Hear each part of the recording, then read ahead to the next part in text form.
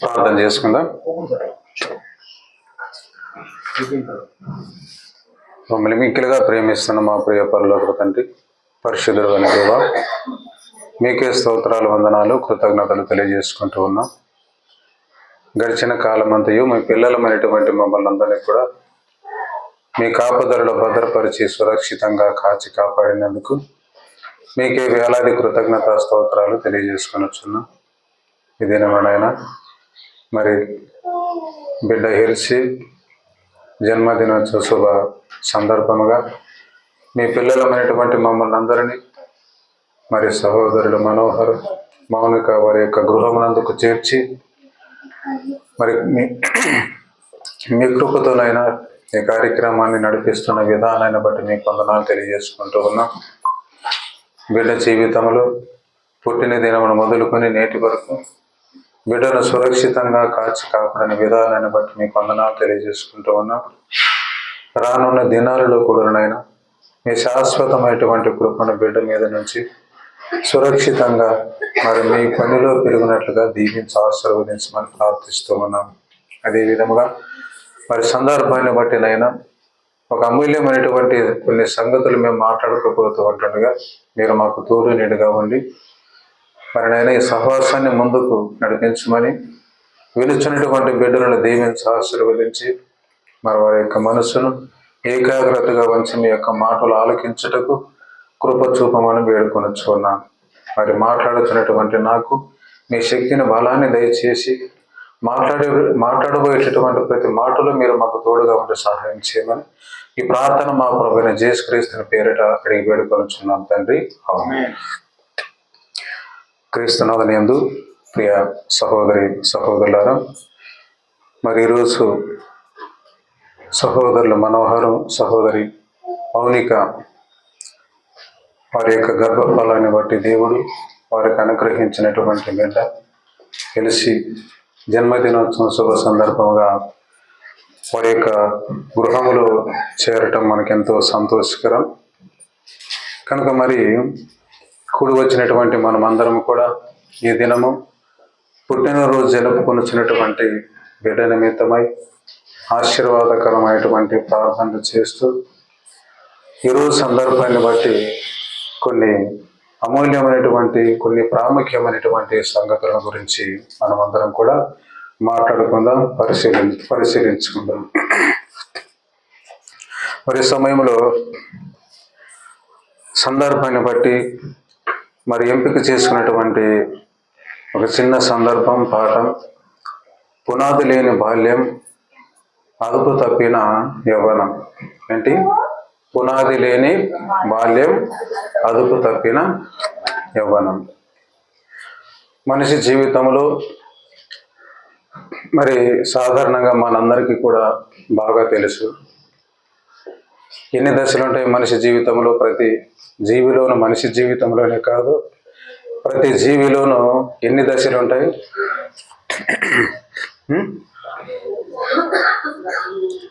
3 దశలు ఉంటాయి. ఒకటి బాల్యము, ఇంకొకటి యవ్వనము, ఇంకొకటి వృద్ధాప్యం. ఇది ప్రతి జీవిలోనూ 84 లక్షల రకాల జీవరాశులలోనూ ఈ దశలో మనం చూస్తుంటాం, గమనిస్తూ ఉంటున్నాం.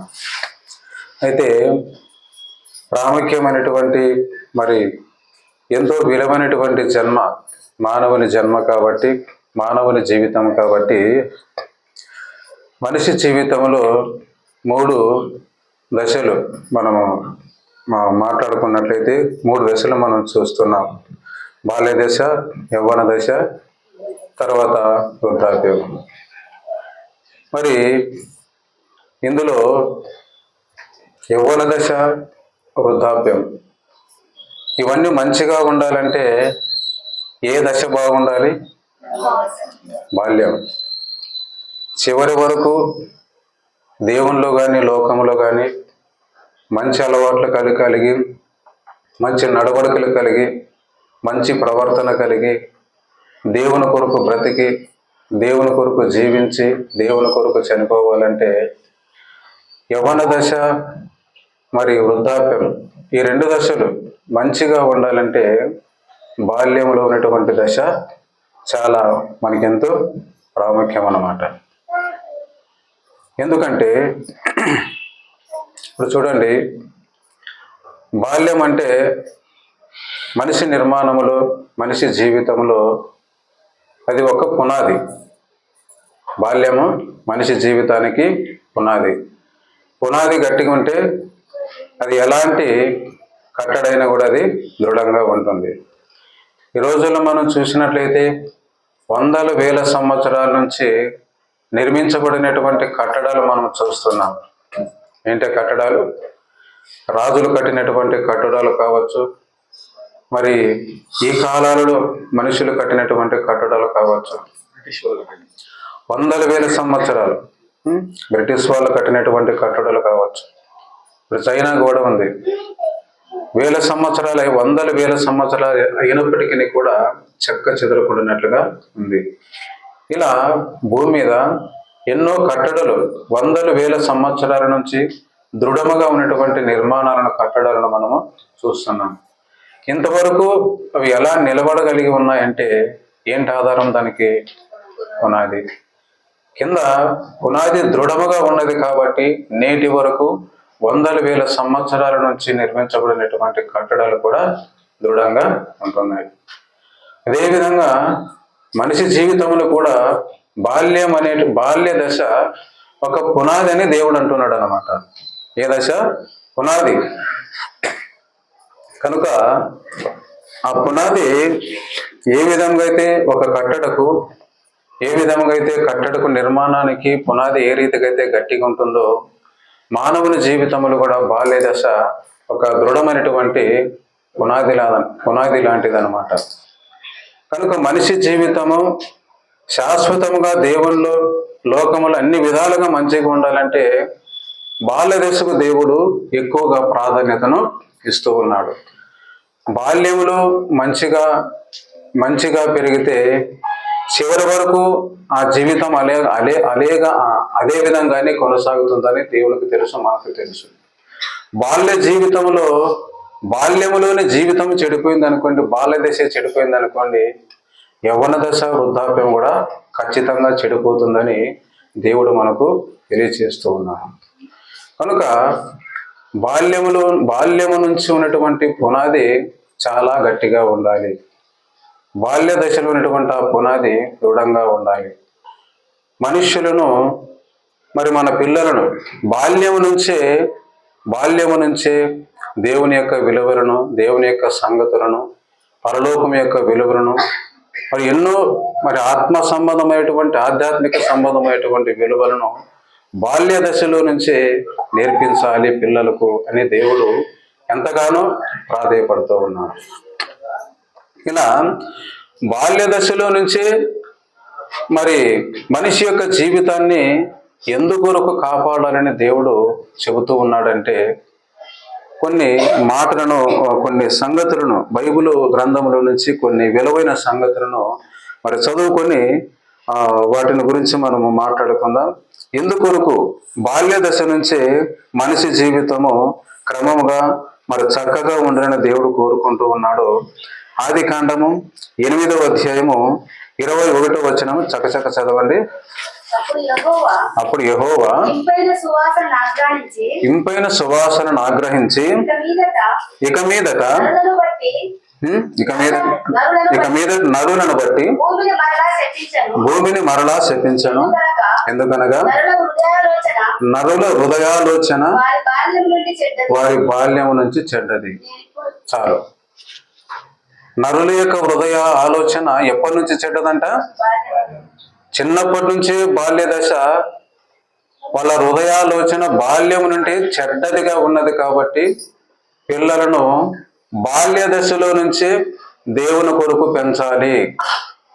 బాల్య దశ విషయంలో, చిన్న పిల్లల విషయంలో నిర్లక్ష్యము తగదని దేవుడు అంటున్నాడు.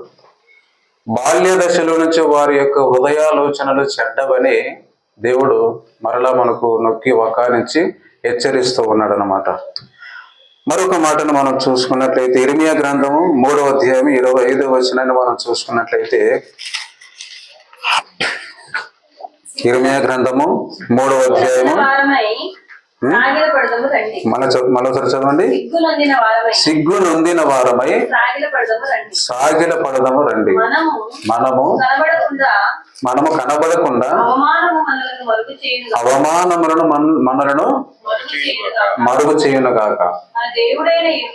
మన దేవుడైన యెహోవా మాట వినక మనమును మన పితరులను మన బాల్యము నుండి నేటి వరకు మన దేవుడైన యెహోవాకు విరోధముగా పాపము చేసిన వారమై ఉన్నాము. ఎప్పటి నుంచి అంట? మనము సిగ్గు తెచ్చుకుని బ్రతకాలి. మనము మన పితరులు, అక్కడ ఏమని మాట్లాడుకుంటున్నారు? మనము మన పితరులు బాల్యము నుంచే దేవునికి విరోధులుగా మనం బ్రతుకుతూ ఉన్నాం. చిన్నప్పటి నుంచి, బాల్య దశలో నుంచి మనం అదే విధంగానే దేవునికి విరోధులుగా బ్రతికాము. మనల్ని పెంచి పెద్ద చేసినటువంటి మన పూర్వీకులు కూడా, మన తాత ముత్తాతలు కూడా అదే విధంగానే బ్రతికారు. బాల్య దశలో నుంచి మనము దేవునికి విరోధులుగా ఉన్నాం. కనుక బాల్య దశలో నుంచే దేవుని కొరకు పెంచటము మరి దేవుడు మనల్ని ఎంతగానో హెచ్చరిస్తూ ఉన్నాడు. తర్వాత ఇంకొక విషయాన్ని మనం గమనించినట్లయితే, అదే ఇర్మీయా గ్రంథము 22-21 మనం చదివినట్లయితే, నీ క్షేమ కాలములలో మీతో మాట్లాడితేనే గాని నేను విననని నీ వంటివి. నా మాట వినకపోతే నీ బాల్యం నుండి నీకు వాడుక. దేవుని మాట ఎప్పటి నుంచి నిర్లక్ష్యం చేశారంటే మనుషులు బాల్య దశలో నుంచే దేవుని యొక్క మాట అంటే లెక్కలేదన్నమాట. చిన్నప్పటి నుంచే దేవుని యొక్క మాట వినటువంటి వాడు యవ్వన దశలో దేవుని మాట వినడు, దేవునికి భయపడు. ఇంకా వృద్ధాప్యం వచ్చేసరికి జీవితం అంతా నాశనం అయిపోతుంది. కనుక చిన్నప్పటి నుంచి దేవుని యొక్క మాట విననటువంటి విధంగా మనుషులు పెరుగుతూ ఉన్నారు. కనుక బాల్య దశను మీరు నిర్లక్ష్యం చేయవద్దండి అని ఎవరికి చెప్తున్నాడు? పిల్లలకు చెప్తున్నాడు దేవుడు. ఈ పిల్లలకు చెప్తున్నాడా? ఈరోజు బర్త్డే జరుపుకుంటున్నటువంటి ఎల్సీకి చెప్తున్నాడు దేవుడు. బాల్య దశను నాశనం చేయొద్దండి అని ఎల్సీకి చెప్తున్నాడు, లేకపోతే ఓనేసిమన మనవరాలకు చెప్తున్నాడు దేవుడు? ఎవరు చెప్తున్నారు? తల్లిదండ్రులకు చెప్తున్నాడు. తల్లిదండ్రులుగా మనము జాగ్రత్తగా వినాలి, పిల్లలు కాదు. పిల్లలకి ఏం తెలుసు? కనుక ఎప్పటి నుంచి దేవుని యొక్క మాట నిర్లక్ష్యం చేస్తున్నారు? దేవుని యొక్క మాట అంటే ఎప్పటి నుంచి వాళ్ళకి లెక్కలేదు, బాల్య దశలో నుంచే వాళ్ళకి లెక్కలేదన్నమాట. అందుకోసమే యవ్వన దశలో కూడా దేవుని మనుషుల్ని ఎవరిని కూడా దేవుని యొక్క మాటలు లెక్క పెట్టట్లేదు, తల్లిదండ్రుల యొక్క మాటలు లెక్క పెట్టలేదు, ఎవరు పెద్దల మాటలు కూడా లెక్క పెట్టుకోకున్నట్లుగా యవ్వన దశలో పెరుగుతున్నారు పిల్లలు. తర్వాత ఇంకొక మాటను మనం చూసుకున్నట్లయితే, అదే ఇర్మీయా గ్రంథం 32:30 చదువుకుందాం. ఏలయనగా ఇశ్రాయేలు వారును యూదా వారును తమ బాల్యమును మొదలుకొని నా ఎదుట చెడుతనము చేయించు వచ్చుచున్నారు. ఎప్పటి నుంచి చెడుతనం చేస్తూ వస్తున్నారంట? బాల్యము నుంచే చెడు పనులు చేసుకుంటూ వచ్చారు. సొదొమ గొమొర్రా పట్టణాలు చూసినప్పుడు, సొదొమ గొమొర్రా పట్టణాలు రెండు విపరీతమైనటువంటి ఘోరమైనటువంటి పాపము పెరిగిపోయింది. ఎక్కడి నుంచి ఎంతవరకు పెరిగిపోయింది వయసు చెప్పండి? పిల్లలను వదులుకొని వృద్ధుల వరకు, కడు వృద్ధుల వరకు, పిల్లలను మొదలుకొని చూడండి. బాల్య దశలో నుంచే కామ కోరికలు పుడుతూ ఉన్నాయంటే, పాపపు ఆలోచనలు పుడుతూ ఉన్నాయంటే ఎంత ఘోరాతి ఘోరమైనటువంటి విషయం ఆలోచన చేయండి. అంటే తల్లిదండ్రులుగా మనము మన పిల్లలను బాల్య దశను నిర్లక్ష్యము చెయ్యకూడదు. చిన్నప్పటి నుంచే దేవుని కొరకు పెంచాలనేటువంటి ఆలోచన తల్లిదండ్రులకు మనసులో ఖచ్చితంగా ఉండాలి. ప్రియ సహోదరి సహోదరుల, పిల్లలను బాల్య దశలో నుంచే వారి మీద జాగ్రత్త, వాళ్ళ మీద శ్రద్ధ, వారి గురించి ఆలోచన చేయటం, వాళ్ళ నడవడుగులు, వాళ్ళ పద్ధతులు, వాళ్ళ మాటలు, వాళ్ళ ప్రవర్తన, వీటన్నిటినీ కనిపెట్టేటటువంటి బాధ్యత ఎవరికి ఉంది? తల్లిదండ్రులకు ఉంది. అది ఎప్పటి నుంచో చేయమంటున్నాడు? చిన్నప్పటి నుంచే దానిని కొనసాగించమని అంటున్నాడు ప్రియ సహోదరి సహోదరులారా. మరి ఈ బాల్య దశలో నుంచి, అందుకే బాల్య దశ అనేది చెడిపోయింది అనుకోండి, యవ్వన దశ ఏమైపోతుంది? నాశనం అయిపోతుంది. బాల్య దశ చెడిపోయింది అనుకోండి, యవ్వన దశ కూడా నాశనం అయిపోతుంది. ఇప్పుడు ఒక ముఖ్యమైనటువంటి వ్యక్తుల గురించి మనం మాట్లాడుకున్నట్లయితే, ఏలి ఆయన ఒక యాజకుడు. ఏం చేసేవాడు? యాజకుడు. మరి ఆయన ఆయన ఆయన వరకు దేవుని కొరకు మరి మంచి యాజకత్వాన్ని వహిస్తూ ఉన్నాడు, దేవునిలో మంచిగా ఉన్నాడు. కానీ తన పిల్లలు ఎలా పెరుగుతున్నారు, ఎలా తయారయ్యారు తన పిల్లలు? ఏ విధంగా? ఏలి కుమారుల పేరేంటి చెప్పండి? ఏలి కుమారుల పేరేంటి చెప్పండి? హోప్ని, ఫినెహాస్, వాళ్ళే కదండి, వాళ్ళే కదా. ఏం చేసేవారు? అంటే చెడ్డ పనులు చేశారు. దేవాలయానికి వచ్చేటటువంటి స్త్రీలను చెడ్డ దృష్టితో చూచి వారి యొక్క జీవితాలు నాశనం చేసేటటువంటి విధంగా తయారయ్యారనమాట. ఇతడు దేవుడు దేవుడు దేవుడు దేవుడు పూజలు, దేవుడు ఆరాధనలని దేవుళ్ళు మునిగిపోయాడు, కానీ పిల్లల గురించి మాత్రము ఆలోచన చేయలేకపోయాడు.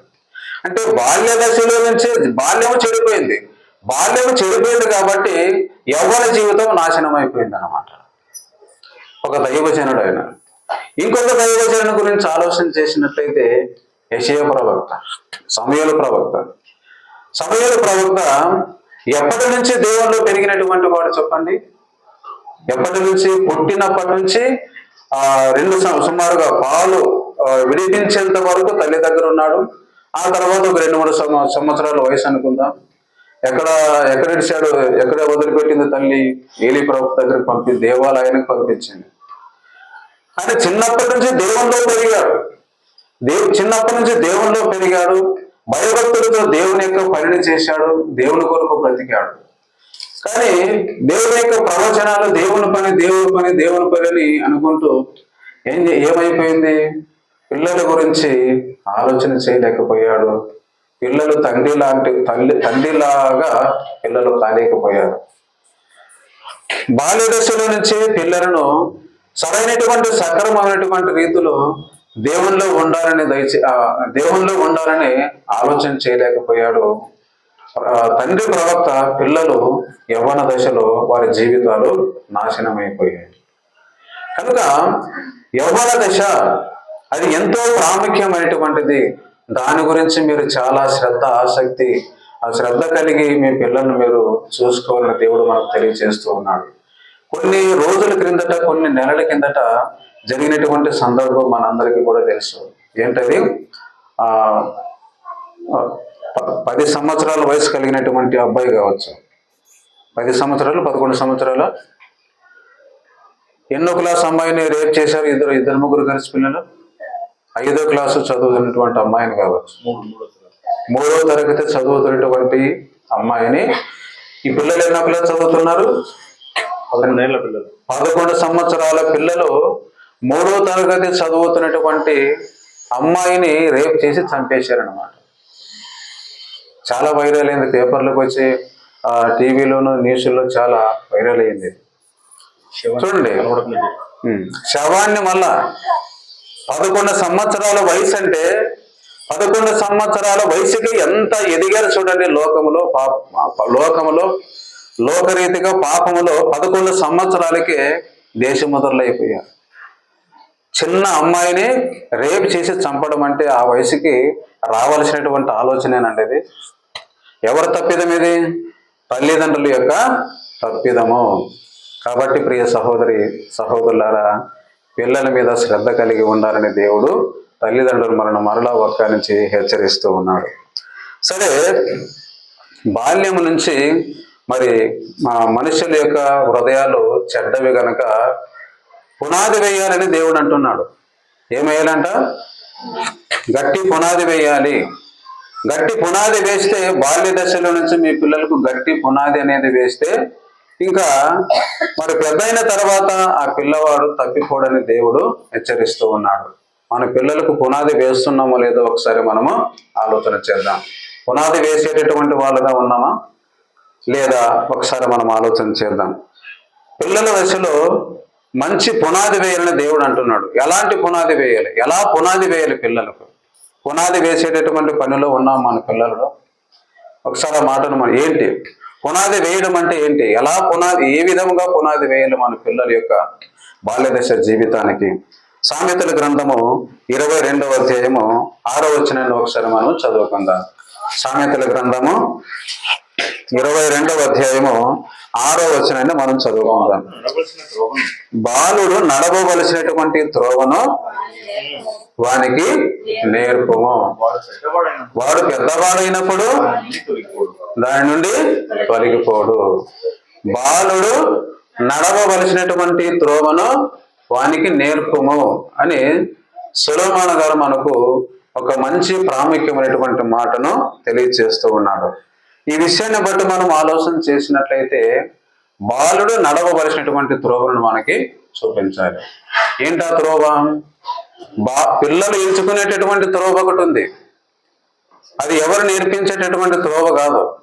వారు ఎంచుకునేటువంటి త్రోవలో మనం నడిపించకూడదు. ఎలాంటి త్రోవలో నడిపించాలి? దేవుడు ఏ త్రోవలోనైతే నడిపించమని దేవుడు చెప్పాడో ఆ త్రోవలో నడిపించాలి. పిల్లలు ఎంచుకునేటువంటి త్రోవలో నడిపిస్తే తల్లిదండ్రులుగా వారి యొక్క జీవితాన్ని మనము నాశనం చేసినటువంటి వాళ్ళం అవుతాం. పిల్లలు ఎంచుకునేటటువంటి త్రోవ ఏంటి చెప్పండి?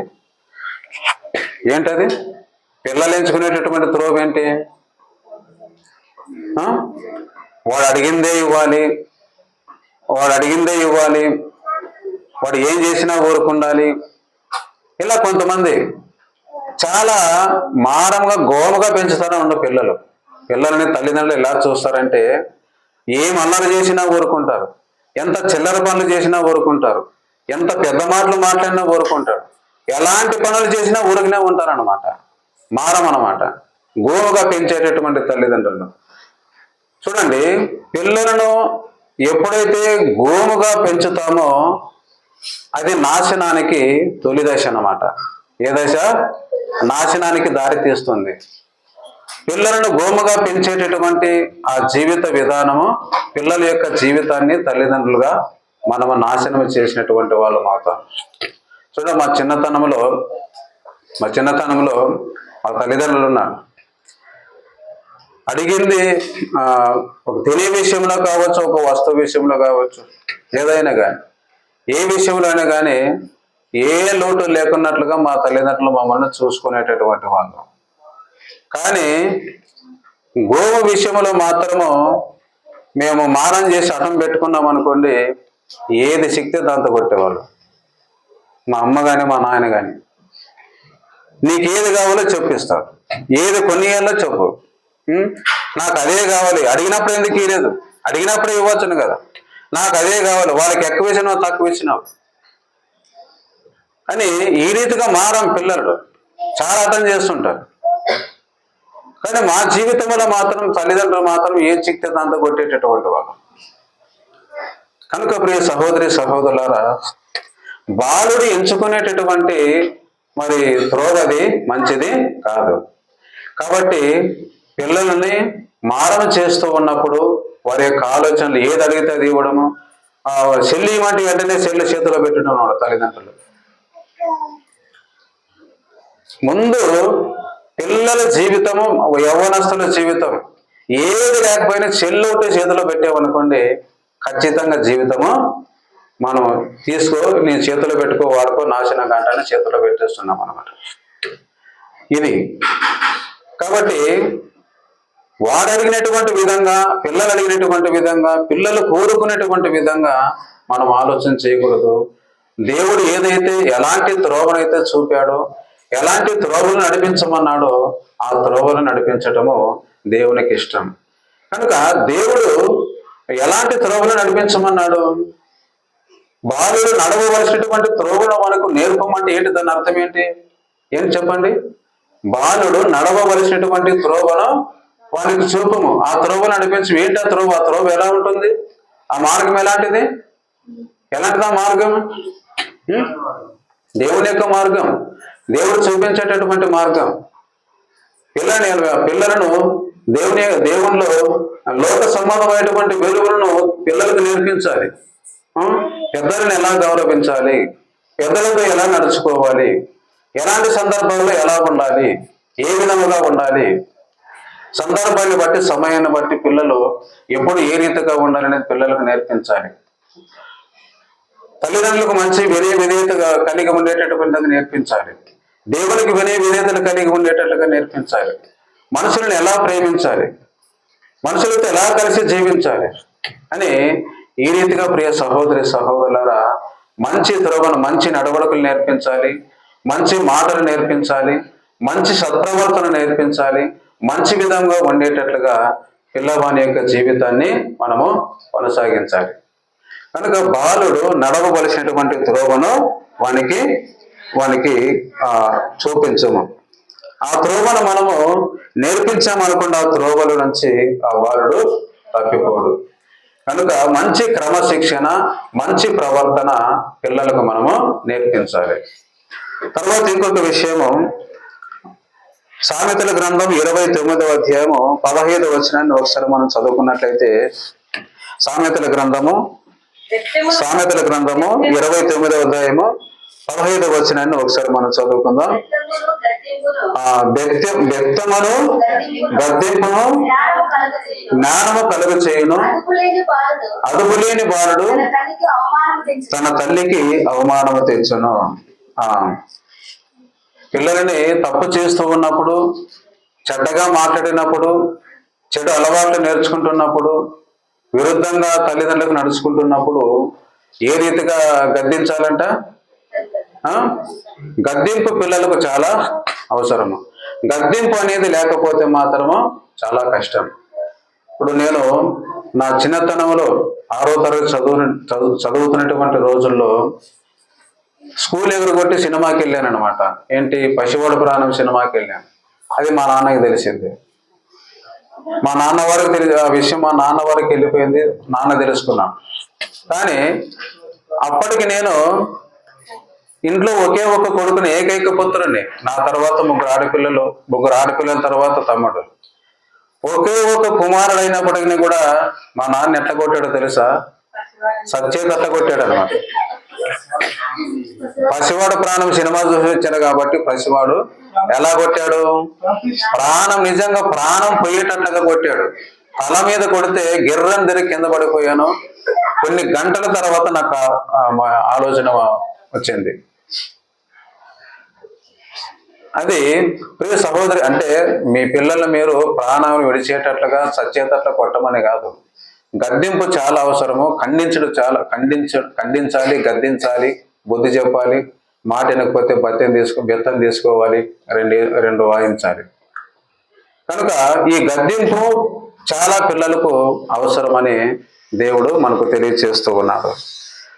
మరి ఇంకొక మాటను మనం చదువుకొని ముగించుకుందాం. ద్వితీయోపదేశకాండము 6వ అధ్యాయము 6వ వచనాన్ని ఒకసారి మనం చదువుకుందాం. ద్వితీయోపదేశకాండము 6వ అధ్యాయము 6 నుంచి 7 వచనాలు, 2 వచనాలు చదవండి. నేను నీకు ఆజ్ఞాపించు ఈ మాటలు నీ హృదయములో ఉండవలను, నీవు నీ కుమారులకు వాటిని అభ్యసింపచేసి నీ ఇంట కూర్చుంటున్నప్పుడును, త్రోవలో నడుచుచున్నప్పుడును, పడుకున్నప్పుడును, లేచినప్పుడును వాటిని గురించి మాట్లాడవలేను. దేవుని విషయానికి వస్తే ఎలా పెంచాలంటాం? ఒక విధంగా లోకపరంగా సత్ప్రవర్తనతో పెంచాలి, మంచి విధంగా పెంచాలి. దేవుని విషయానికి వస్తే మళ్ళీ ఇంకొక పునాది ఎలాంటిది?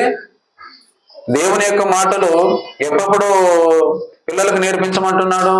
కూర్చున్నప్పుడు దేవుని గురించి మాట్లాడాలి. ఆ తర్వాత పడుకుంటూ ఉన్నప్పుడు, త్రోవలు నడుస్తూ ఉంటున్నప్పుడు. అంటే పిల్లల మీద ఎంత శ్రద్ధ తీసుకోమని దేవుడు మరి మనకు తెలియచేస్తూ ఉన్నాడంటే, అంత శ్రద్ధ తీసుకొని పిల్లల్ని పెంచితే గాని మరి యవ్వన దశ, వృద్ధాప్యము మంచిగా ఉండదని దేవుడు తెలియచేస్తూ ఉన్నాడు. కనుక ప్రియ సహోదరి సహోదరులారా, మరి ఆ త్రోవలో నడిచినటువంటి ఒక ఇద్దరు వ్యక్తుల గురించి మనం ఆలోచన చేసినట్లయితే, తిమోతికి రాసినటువంటి 2వ లేఖ 3వ అధ్యాయము 14వ వచనాన్ని ఒకసారి మనం చదువుకుందాం. తిమోతికి రాసినటువంటి 2వ లేఖ 3వ అధ్యాయం 14వ వచనాన్ని ఒకసారి మనం చదువుకుందాం. క్రీస్తు యేసునందు ఉంచవలసిన విశ్వాసము ద్వారా రక్షణార్థమైన జ్ఞానము నీకు కలిగించుటకు శక్తి గల పరిశుద్ధ లేఖనములను బాల్యము నుండి నీవు ఎరుగుదవు గనక నీవు నేర్చుకొని. ఇప్పుడు పౌలు గారు ఏమంటున్నారంటే తిమోతితో, ఎప్పటి నుంచి లేఖనాలను పరిశీలించి ఆ తర్వాత దేవునిలో మంచి సత్ప్రవర్తన కలిగి జీవించేటటువంటి జీవితాన్ని తిమోతి గారు ఎప్పటి నుంచి నేర్చుకున్నాడని చెప్తున్నాడు పౌలు గారు. బాల్యం నుంచి నేర్చుకున్నాడు. ఎవరు నేర్పించారు? వాళ్ళ అవ్వగారు నేర్పించారు. ఆ తర్వాత వాళ్ళ తల్లి నేర్పించారు. లేఖనాలలో వాక్యానుసారంగా తిమోతిని ఆ రీతిగా పెంచారు. కాబట్టి యవ్వన దశలో మరి పౌలు గారికి మంచి ప్రియమైనటువంటి శిష్యుడిగా మారిపోయాడు అన్నమాట. బాల్య దశలో నుంచి దేవునిలో పెరిగాడు కాబట్టి యవ్వన దశలో దేవుని యొక్క సేవ మంచిగా కొనసాగించాడు. దేవుని కొరకు మంచిగా బ్రతికాడు. ఎంతో కష్టపడ్డాడు దేవుని యొక్క పనిలో. అదేవిధంగా మరి దావీదు రాజు గారు బాల్య దశలో నుంచి దేవుని ఎడల ఎంతో భయభక్తులు కలిగి జీవించినటువంటి వాడు. మరి అబ్రహాం, ఇస్సాకు, యాకోబులు మనం చూసినట్లయితే ఇస్సాకు, యాకోబులు కూడా ఎలా పెరిగారు, అబ్రహాం ఎలా పెంచాడు, అంత చిన్న వయసులో దేవుని కోసం బలి కావాలనేటువంటి ఆలోచన ఎలా పుట్టింది? నీ కుమారుని బలి ఇవ్వన్నప్పుడు ఇస్సాకు ఏమన్నాడు? ఇస్సాకు అర్థమైందా లేదా? బలి నా కుమారుని నేను దేవునికి బలి ఇస్తున్నానని మరి బలి ఇవ్వటానికి తీసుకొని వెళుతూ ఉన్నప్పుడు మరీ అంత గ్రహించలేనటువంటి చిన్న పిల్లవాడు కాదు. కనుక తండ్రి యొక్క మాటకు లోబడ్డాడు, దేవుని యొక్క మాటకు లోబడ్డాడు అనమాట. ఆ రీతిగా మరి బలి ఇవ్వటానికైనా తండ్రి సిద్ధపడినప్పుడు మరి తండ్రి యొక్క చిత్తాన్ని నెరవేర్చాలనేటువంటి ఆలోచన అంత చిన్న వయసులోనే పిల్లవానిలో పుట్టిందంటే అబ్రహాం ఎలా పెంచాడో, ఆయన కూడా బాల్య దశల నుంచి ఎలా పెరిగాడో మనం ఆలోచన చేయాలి ప్రియ సహోదరి సహోదరులు. కనుక బాల్య దశకు మంచి పునాది వేయమని దేవుడు మనకు తెలియజేస్తూ, ఏమేమిటా పునాది మనం వేస్తున్నామా? ఏమేమిటా పునాది ఏంటి? ఒకటి, బాలుడు నడవవలసినటువంటి త్రోవను వానికి నేర్పించను, అదొక పునాది. తర్వాత మరి పిల్లవాడిని ఏం చేయాలంట? బెత్తెముతోను ఇంకా గద్దింపు వానికి జ్ఞానమును కలిగించను. కనుక గద్దింపు చాలా అవసరము. ఇది ఒక మరి పునాది వేసేటటువంటి ఇదొక దశ. తర్వాత ఇంకొక దశ ఏంటి? ఇంకొక విధానం, పునాది వేసేటటువంటి ఇంకొక విధానం ఏంటి? పిల్లవానికి ఎప్పటి నుంచి దేవుని యొక్క మాటలు నేర్పించాలి? చిన్ననాటి నుంచే కూర్చున్నప్పుడు, త్రోవలు నడుస్తూ ఉన్నప్పుడు, పిల్లవాడు నిద్రిస్తూ ఉన్నప్పుడు మరి ఎక్కడ చూసినా దేవునిలో ఆ పిల్లవాడిని పెంచాలి. కనుక పునాది వేయడం అంటే ఇది. పునాది మన పిల్లలకి వేస్తున్నామో లేదని మనం ఆలోచన చేసి మరి ప్రియ సహోదరి సహోదరులారా, మన రానటువంటి జీవితంలో భవిష్యత్తులో మన పిల్లలకు మంచి పునాది వేసి దేవుని కొరకు పెంచాలని మరి కోరుకుంటూ నా మాటలు ముగిస్తూ చిన్న ప్రార్థన చేసుకున్నాను. మమ్మల్ని మికిలిగా ప్రేమిస్తున్న మా ప్రియ పనులకు తండ్రి, పరిశుద్ధుడు అని దేవ, మీకే స్తోత్రాలు వందనాలు తెలియజేసుకునిచున్నా. ఇంతవరకునైనా బాలుడు నడవవలసినటువంటి త్రోవను వారికి నేర్పుము అని మీరు తెలియజేసినటువంటి మాటలు బట్టి మీకు వందనాలు తెలియజేసుకుంటున్నా. అవును దేవా, మరి బాల్య దశలో తల్లిదండ్రులుగా మేము వారికి ఎలాంటి పునాది వేస్తున్నామా లేదా అనేటువంటి సంగతిని మరి మీరు మాకు తెలియజేస్తూ హెచ్చరించినటువంటి విధానాన్ని బట్టి మీకు వందనాలు తెలియజేసుకుంటున్నాం తండ్రి. మరి విన్న ప్రతి మాటను మా హృదయంలో పదిలపరుచుకొని మీ చిత్తానుసారముగా మా యొక్క పిల్లలను పెంచుటకు కావలసినటువంటి జ్ఞానము, శక్తిని మాకు దయచేయమని ఈ ప్రార్థన మా ప్రభువైన యేసుక్రీస్తుని పేరిట వేడుకొనుచున్నాం తండ్రి. ఆమేన్.